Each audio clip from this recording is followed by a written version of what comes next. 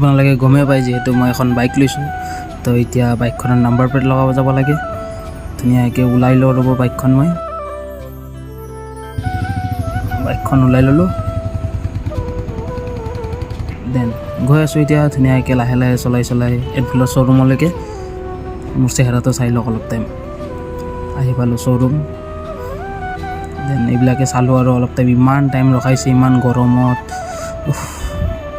অৱস্থা বেয়া হৈ গৈছে একদম ৰখি ৰখি। ফাইনেলি নাম্বাৰ প্লেটটো আহি পালে, দাদাজনে লগাই আছে এতিয়া।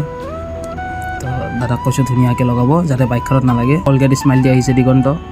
দুজনে এনেই অলপ ফুৰিব ওলাই গ'লোঁ আমি। দেন দিগন্তহঁতৰ ঘৰত গ'লোঁ। ঘৰত গৈ কিনে এই কুকুৰৰ পোৱালি কেইটামান দেখা পালোঁ, সিহঁতৰ লগত অলপ খেলিলোঁ।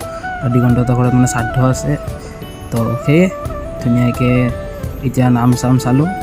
নাম চাম চাই কিনে আমি এতিয়া ধুনীয়াকৈ খাই লৈ কিনে ঘৰত যাওঁ আৰু নেক্সট ভিডিঅ'ত লগ পাম। Bye bye.